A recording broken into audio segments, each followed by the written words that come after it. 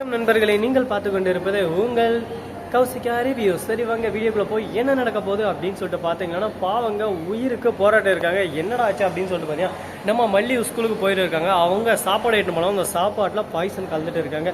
யாரா சாப்பாடு செஞ்சது அப்படின்னு சொல்லிட்டு பார்த்தீங்கன்னா, செஞ்சது எல்லாமே நம்ம மல்லி தாங்க. ஆனால் மல்லி இதை பண்ணுவாங்களான்னு சொல்லிட்டு உங்களுக்கே நல்லாவே தெரியும், மல்லி பண்ணவே மாட்டாங்க.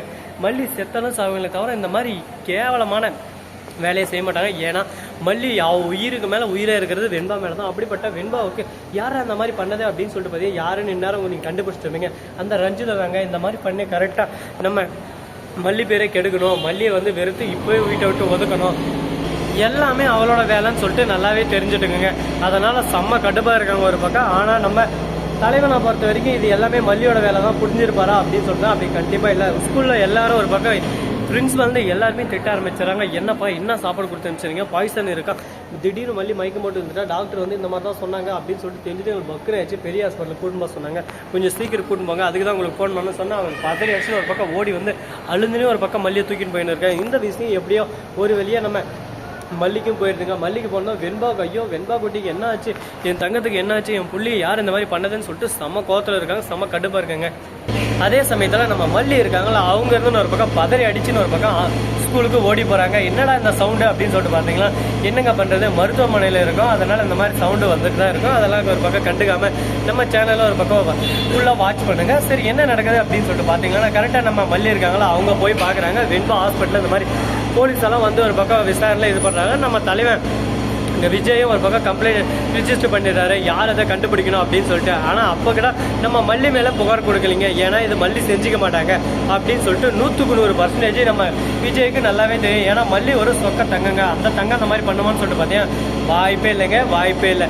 அதுக்கெல்லாம் 1% கூட வாய்ப்பு இல்லை. சரி இப்படியெல்லாம் ஒரு தருணம் நடந்துன்னு இருக்கு.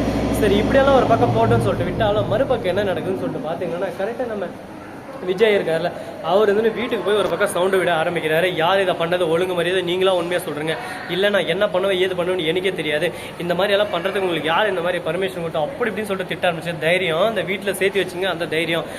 ரஞ்சிதா ஒழுங்காக உண்மையாக சொல்கிறேன், நீ தானே இதுக்கெல்லாம் காரணம் அப்படி இப்படின்னு சொல்லிட்டு கேட்க, என்ன மாமா என்னவே சந்தேகப்படுறீங்களா, நான் அந்த மாதிரி பண்ணியிருப்பேன், என் மேலே சந்தேகம் வந்துருச்சு உங்களுக்கு, இதுக்கு மேலே நான் அந்த வீட்டில் இருக்க மாட்டேன் மாமா, அந்த வீட்டை நான் போயிடுறேன் அப்படின்னு சொல்லிட்டு அழ ஆரம்பிக்கிறான்.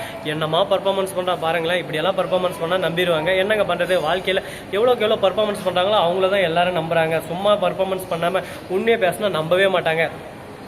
பொய்யை கடை அடித்து சவுண்டை பேசினா அது உண்மை நம்பிடுவாங்க. ஆனால் அந்த இழிச்சவனா இருப்பான் பார்த்தீங்களா, என்னதான் சொன்னாலும் இவன் பேசுறதெல்லாம் பொய்டாடே, ஏன்னா அவன் பேச ஆப்போசிட் இருக்கிறவன் பொய் பேசுகிறான். அவனை பொறுத்த வரைக்கும் இவன் பேசுறது எல்லாமே பொய்யா தாங்க இருக்கும். அதெல்லாம் நம்ம பேசினா வாழ்க்கையில் இன்னும் கொஞ்சம் சண்டை வந்துன்னா அந்த நேரத்தில் நீ சொல்கிறதாப்பா கரெக்டுன்னு சொல்லிட்டு நம்ம பாட்டு நம்ம வேலைக்கு போயினே இருங்க, அடுத்த வேலையை பார்த்துட்டு அதை விட்டு தேவையில்லாமல் அவங்களோட ஆர்கியூமெண்ட் பண்ணி நம்ம டைமை நம்ம வேஸ்ட் பண்ணக்கூடாது. வாழ்க்கையில் டைம் வேஸ்ட் பண்ணவே அடுத்த செகண்ட் மீண்டும் நம்மளால் வர வைக்க முடியாதுங்க. முடிஞ்சு போனதான் இருக்கும். இருக்கிறது ஒரு நாள் சந்தோஷமாக எல்லாரும் சந்தோஷமாக இருந்துட்டு போவோம். சரி ஓகே கைஸ், உங்களுக்கு இன்னொரு இம்பார்ட்டண்டான ஒரு விஷயம் சொல்ல போகிறேன். ஆனால் அதை கேட்டு மனசுக்குள்ளே வச்சுக்கோங்க, வெளியே யாரும் சொல்லாதீங்க. ஸோ நண்பர்களே, இந்த வீடியோ உங்களுக்கு பிடிச்சிருந்தா லைக் பண்ணுங்கள், கமெண்ட் பண்ணுங்கள், ஷேர் பண்ணுங்கள், டிண்டிங் பெல்லை தட்டி விட்டு போங்க. அப்போ தான் நான் போகிற அடுத்தடுத்த வீடியோ உடனுக்குடன் வரும். மிக்க நன்றி, தேங்க்ஸ் ஃபார் வாட்சிங், டாடா, see you.